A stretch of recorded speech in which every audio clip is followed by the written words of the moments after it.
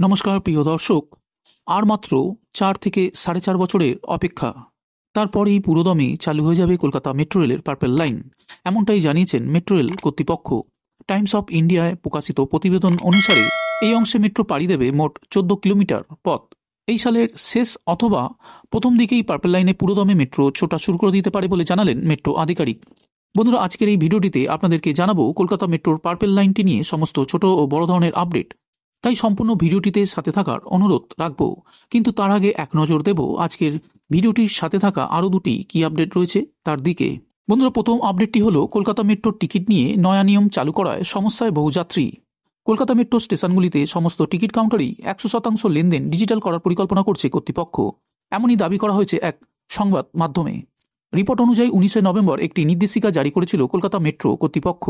তাতে নাকি বলা হয়েছে মেট্রোর নর্থ সাউথ লাইনে 15টি স্টেশনের সবকটি কাউন্টারই যেন দিনের বেশ কিছুটা সময় নগদ লেনদেন পুরোপুরি বন্ধ রাখা হয়। সেই সময় শুধুমাত্র ইউপিআই অথবা অন্য কোনো ডিজিটাল মাধ্যমে টিকিট কাটার সুযোগ পাবেন যাত্রীরা। তাছাড়া স্বয়ংক্রিয় টিকিট ভেন্ডিং মেশিনেও টিকিট মিলবে এই সময়কালে। আর মেট্রোর এই নির্দেশিকা ঘিরেই বিতর্ক তৈরি হয়েছে। মেট্রোর নির্দেশিকা অনুযায়ী আপাতত 30 নভেম্বর পর্যন্ত পাইলট প্রজেক্ট হিসাবে এই নিয়ম কার্যকর থাকবে। গত 20 নভেম্বর থেকে চালু হয়েছে এই প্রকল্পটি। এই আবহে বহু যাত্রীদেরই সেই সময় টিকিট কাটতে খুব সমস্যা হচ্ছে বলে অভিযোগ উঠেছে। একদিকে যেখানে মেট্রোতে যাতায়াত করা সব যাত্রী টেক স্যাভি নন, আবার যারা ডিজিটাল লেনদেনে অভ্যস্ত তারাও বিরক্ত হচ্ছেন, কারণ একাধিক টিকিট কাটতে গিয়ে বারবার কিউআর কোড স্ক্যান করতে হচ্ছে। এদিকে স্বয়ংক্রিয় ভেন্ডিং মেশিনে টিকিটের নির্দিষ্ট দাম দিতে হয়, কারণ এই মেশিনে টাকা ফেরত দেওয়ার কোনো উপায় নেই। এই আবহে সমস্যায় পড়ছেন যাত্রীরা।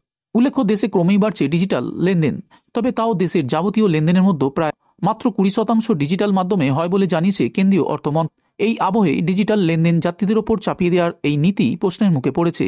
রিপোর্ট অনুযায়ী গত বৃহস্পতিবার যতীন দাস পার্ক স্টেশনে পরিস্থিতি পরিদর্শন করতে গিয়েছিলেন মেট্রোর জেনারেল ম্যানেজার পি উদয় কুমার রেড্ডি। তাকে সেদিন যাত্রীদের প্রশ্নের মুখে পড়তে হয়েছিল। সেই সময় আরপিএফ কর্মীরা তাকে সেখান থেকে সরিয়ে নিয়ে যান। যদিও রিপোর্ট অনুযায়ী মেট্রো কর্তৃপক্ষ দাবি করছে প্রায় 33% পর্যন্ত লেনদেন ডিজিটাল মাধ্যমে হচ্ছে। এদিকে অভিযোগ উঠছে ভবিষ্যতে টিকিট কাউন্টার পুরোপুরি তুলে দেওয়ার প্রস্তুতি হিসাবে যাত্রীদের ওপর ডিজিটাল লেনদেন সংক্রান্ত এই পদ্ধতিতে জোর দেওয়া হচ্ছে। বন্ধুরা, এর পরের আপডেটটি হলো আরও একটি বন্দে ভারত মেট্রো পেতে চলেছে উত্তরপ্রদেশ। গত কয়েক মাসে বেশ কয়েকটি বন্দে ভারত এক্সপ্রেস পেয়েছে সে রাজ্য। লখনৌ থেকে কানপুর সহ 5টি রেল সেকশনে চালানো হবে বলে জানা যাচ্ছে। আর এই ট্রেন চালু হয়ে গেলে লখনৌ থেকে কানপুর মাত্র 45 মিনিটে যাত্রা করা যাবে। যা খবর, কানপুরের পর বন্দে ভারত মেট্রো লখনৌ থেকে প্রয়াগরাজ, বারাণসী, অযোধ্যা, গোরখপুর রুটে চলাচল করবে। এর জন্য সরকার 840 কোটি টাকা খরচ পড়বে।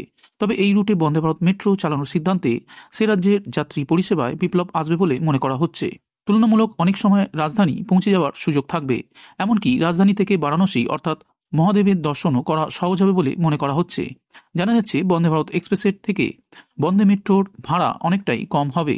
যদিও রেলের তরফ থেকে এ বিষয়ে এখনও পর্যন্ত বিস্তারিতভাবে কোনো বিজ্ঞপ্তি দেওয়া হয়নি। তবে কানপুরের জন্য 500 টাকা টিকিটের দাম হতে পারে, অযোধ্যার জন্য 750 টাকা এবং প্রয়াগরাজ, গোরখপুর, বারাণসীর জন্য 900 থেকে 1000 টাকা টিকিটের দাম হতে পারে বলে মনে করা হচ্ছে। বন্দে ভারত এক্সপ্রেসের মতোই বন্দে মেট্রোতেও থাকবে অত্যাধুনিক সুযোগ ও সুবিধা। বন্দে ভারত মেট্রো লখনৌ থেকে কানপুর পৌঁছাতে সময় নেবে মাত্র 45 মিনিট। মোট দূরত্ব 80 কিলোমিটার। আবার লখনৌ থেকে অযোধ্যা 160 কিলোমিটার যাত্রা করতে এই ট্রেন 90 মিনিট সময় নেবে। একইভাবে লখনৌ থেকে প্রয়াগরাজ অর্থাৎ 197 কিলোমিটার যাত্রা করতে 115 মিনিট সময় লাগবে। লখনৌ থেকে বারাণসী 225 মিনিটে 284 কিলোমিটার। লখনৌ থেকে গোরখপুর 210 মিনিটে 263 কিলোমিটার অতিক্রম করবে বন্দে মেট্রো, যা যুগান্তকারী বলছে বিশেষজ্ঞরা। এই 4 রুটে 840 কোটি টাকা খরচ করবে রেল। প্রত্যেক জনই বন্দে ভারত মেট্রো যাতে চালানো হয় সেই নির্দেশ দেওয়া হয়েছে রেলের তরফে। সেই মতো বাজেট এবং পরিকাঠামো তৈরি করা হচ্ছে। ইতিমধ্যে লখনৌ থেকে কানপুরের মধ্যেও কাজ শেষ হয়ে গিয়েছে। অযোধ্যা, প্রয়াগরাজ, বারাণসী, গোরখপুর রুটে পরিকাঠামো তৈরি করতে রেল বিপুল খরচ করবে বলে দাবি। বন্ধুরা, এর পরের আপডেটটি হলো আর মাত্র 4 থেকে 4.5 বছরের অপেক্ষা, তারপরেই পুরোদমে চালু হয়ে যাবে Kolkata metro rail purple line. এমনটাই জানিয়েছে মেট্রো রেল কর্তৃপক্ষ। টাইমস অফ ইন্ডিয়ায় প্রকাশিত প্রতিবেদন অনুসারে এই অংশে মেট্রো পাড়ি দেবে মোট 14 কিলোমিটার পথ। সেই পথের নির্মাণ কাজ সামগ্রিকভাবে 2028 সালের শেষ অথবা 2029 সালের প্রথম দিকেই সারা হয়ে যাবে। মেট্রোর এই পথ নির্মাণ করার জন্য আগামী ডিসেম্বর মাস থেকে পেল্লাই টিবিএম বা টানেল বোরিং মেশিনগুলি কলকাতায় পৌঁছাতে শুরু করবে। এই মেশিনগুলি তৈরি করছে জার্মানির একটি সংস্থা এবং সেগুলি অ্যাসেম্বল বা সংযুক্ত করা হচ্ছে চেন্নাই শহরে। উল্লেখ্য, মেট্রো রেল চলাচলের জন্য মাটির নিচে যে সুড়ঙ্গ তৈরি করা হয় তার জন্যই প্রাথমিকভাবে মাটি খোঁড়ার কাজ করতে এই টিবিএমগুলি ব্যবহার করা হয়।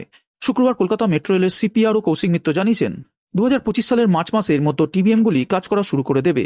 মেট্রোর এই কাজ নিয়ে নানা সময় নানা জটিলতা তৈরি হলেও সম্প্রতি প্রতিরক্ষা মন্ত্রকের কাছ থেকে বিরাট সুখবর পায় সংশ্লিষ্ট কর্তৃপক্ষ। মন্ত্রকের তরফ থেকে স্থানীয় বিসি রায় মার্কেটটি অন্যত্র সরানোর ছাড়পত্র প্রদান করা হয়। এসপ্ল্যানেড চত্বরে এই মার্কেটটি বা বাজারটি ঠিক যেখানে বর্তমানে অবস্থান করছে সেখানেই প্রস্তাবিত মেট্রো প্রকল্পের স্টেশন তৈরি করা হবে। উন্নয়নের স্বার্থে সেই বাজারটি অন্যত্র সরানোর সিদ্ধান্ত নিয়েছে প্রতিরক্ষা মন্ত্রক। এরপরই মেট্রোর তরফ থেকে মাউন্টেন পুলিশের মাঠে একটি অস্থায়ী একতলা ভবন নির্মাণের বরাদ দেওয়ার প্রক্রিয়া শুরু করা হয়েছে। ঠিক করা হয়েছে আপাতত সেই ভবনে বিসি রায় মার্কেটের 528 জন ব্যবসায়ীকে সরিয়ে নিয়ে যাওয়া হবে। এই ভবনটি তৈরি করতে খরচ হচ্ছে মোট 19 কোটি টাকা। একই সঙ্গে পার্পেল লাইনের জন্য মেট্রোর এসপ্ল্যানেড স্টেশনের এক অংশের নির্মাণ কাজ শুরু করে দেওয়া হয়েছে। কৌশিক মিত্র আরও জানিয়েছেন তারা ওই এলাকা থেকে L20 বাস স্ট্যান্ডেও অন্যত্র সরানোর আলোচনা শুরু করেছেন। সেটিকে কার্জন পার্কে সরিয়েও নিয়ে যাওয়া হতে পারে। অন্যদিকে মাটির নিচে মমিনপুর থেকে এসপ্ল্যানেড রুটে মেট্রোর কাজ পুরোদমে চলছে বলে সংবাদ মাধ্যমকে জানিয়েছেন কৌশিক মিত্র। টাইমস অফ ইন্ডিয়ায় প্রকাশিত প্রতিবেদন সূত্রের খবর, খুব সম্ভবত আগামী 2 থেকে 3 মাসের মধ্যে L20 বাস স্ট্যান্ডটি তার নতুন অবস্থানে স্থানান্তরিত করা হতে পারে। বর্তমানে যেখানে এসপ্ল্যানেড থেকে ব্যারাকপুর রুটের বাসটি পার্ক করা হয় সেখানেই প্রায় 2900 বর্গমিটার এলাকা জুড়ে নতুন করে নির্মাণ কাজ শুরু হতে পারে।